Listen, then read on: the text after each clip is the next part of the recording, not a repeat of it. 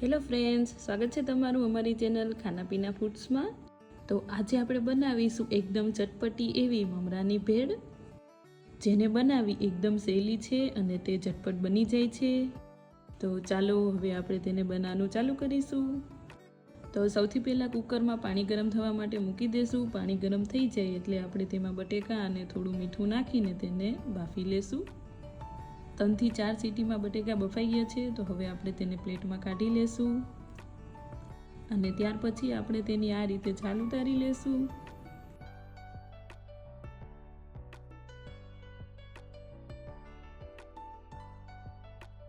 અને હવે આપણે બટેકાને આ રીતે મેશ કરી લેશું।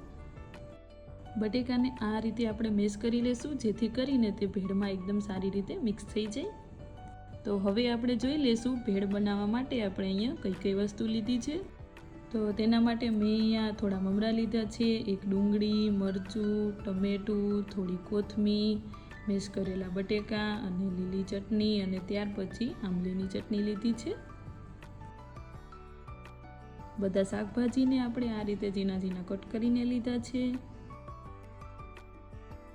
અને હવે આપણે જે મમરાવાળું બાઉલ છે તેમાં થોડી ડુંગળી એડ કરીશું અને ત્યાર પછી તેમાં થોડા મરચાં એડ કરીશું। જે પ્રમાણે તમને તીખાશ પસંદ હોય એ પ્રમાણે તમે મરચાં લઈ શકો છો। અને ત્યાર પછી તેમાં ટમેટાં અને કોથમીર નાખીશું। હવે આપણે જે મેશ કરેલા બટેકા લીધેલા એ એડ કરી દઈશું અને ભેળમાં થોડો ચટપટો ટેસ્ટ આવે તેના માટે આપણે અહીંયા તેમાં મસાલા સેવ એડ કરી દઈશું।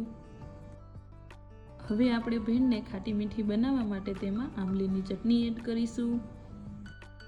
આંબલીની ચટણીનું પ્રમાણ આપણે થોડું વધારે એડ કરીશું, કારણ કે આ ભેળમાં આંબલીની ચટણીનો ટેસ્ટ ખૂબ જ સારો આવે છે। અને ત્યાર પછી આપણે તેમાં લીલી ચટણી એડ કરી દઈશું। એ પણ તમે જેટલું તીખું ખાતા હોય એ પ્રમાણે એડ કરવી। હવે આપણે એ બધી વસ્તુને એકદમ સારી રીતે મિક્સ થઈ જાય એ રીતે મિક્સ કરી લેશું। તમે જોઈ શકો છો આપણે તેને આ રીતે મિક્સ કરી લેવાનું છે।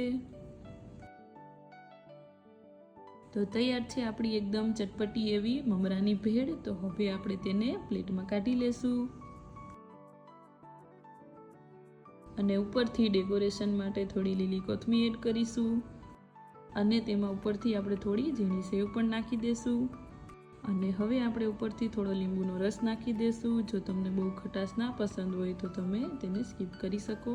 ખૂબ જ સરસ બને છે અને એકદમ ઝટપટ બની જાય છે, તો તમે એક વખત જરૂરથી ટ્રાય કરજો।